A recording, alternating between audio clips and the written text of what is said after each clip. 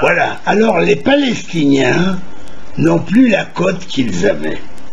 La cote est en baisse. Les pays arabes semblent prêts à laisser tomber ces éléments radicaux pour faire face à la pagaille qu'ils ont eux-mêmes créée. Cette fois, la vague de terrorisme non seulement ne parvient pas à symboliser la lutte arabe contre Israël, elle ne représente pas même les Palestiniens eux-mêmes. Le silence du monde arabe est en fait louable. Dans le passé,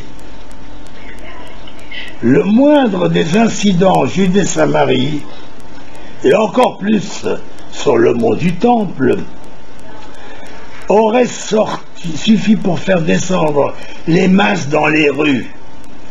Or, ces rues sont vides, même dans des endroits prédisposés à des troubles comme le Caire ou Amman.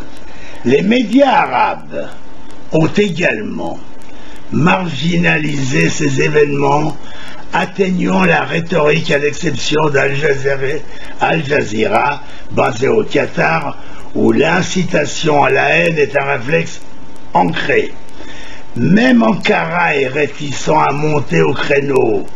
Les médias arabes se sont tous abstenus de condamner Israël sur les troubles actuels, car il semble que cette fois, il est dans leur intérêt de ne pas attiser les flammes de la violence.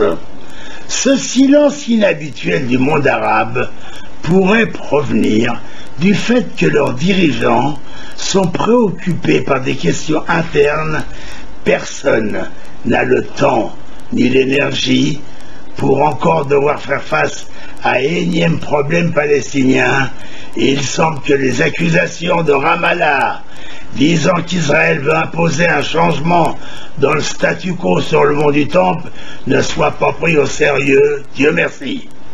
L'Égypte et la Jordanie tentent de désamorcer la situation et de convaincre les Palestiniens que les clarifications israéliennes sur la question, ainsi que les nouveaux accords négociés par le secrétaire d'État américain Kerry sur l'installation de caméras de sécurité sur le site sacré sont suffisants pour régler le problème.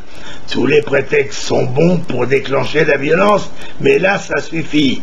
Nous devons cependant rappeler que les régimes modérés dans le monde arabe sont actuellement engagés dans une lutte à mort contre l'islam radical. L'Égypte et d'autres pays arabes de premier plan ont pris la conscience que les musulmans radicaux ne vont pas s'arrêter à Israël et jetteront bientôt, si vous voulez, leur dévolu sur d'autres sociétés arabes.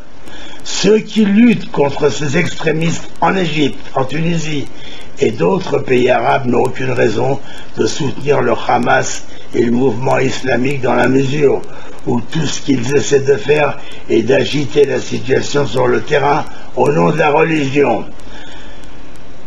Alors, une autre distinction, d'abord il faut dire que le rapprochement nouveau des pays arabes vers Israël est une situation tout à fait nouvelle.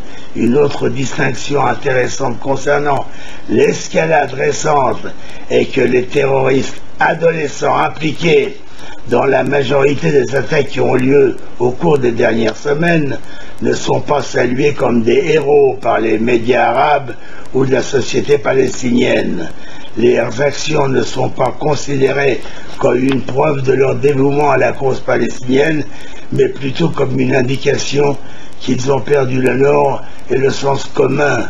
Les Palestiniens âgés et plus sages n'ont pas pris part à la récente vague de terrorisme, signalant que cette tendance homicide chez les adolescents n'est pas quelque chose qu'ils soutiennent ou croient qu'elle se révélera efficace. Les parents palestiniens, paraît-il, ont perdu le contrôle de leurs fils et de leurs filles adolescents dont l'esprit a été perverti par l'incitation à la haine. La jeunesse palestinienne idolâtre le groupe État islamique et elle est prête à commettre des actes horribles en son nom.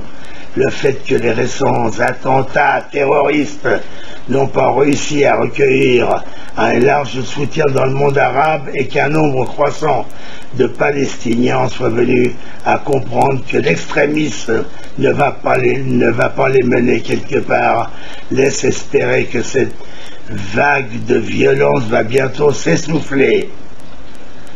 Mais ce monde arabe modéré, réaliste, peut compter sur Israël pour l'aider à détruire le monde terroriste barbare tel que Daesh. On est tous prêts à nous mobiliser contre ces ordures, ces assassins. Merci à vous. Dizengoff Center, l'espace commercial le plus vaste et le plus diversifié d'Israël. Dizengoff Center, une destination à ne surtout pas manquer lors de vos prochains séjours à Tel Aviv.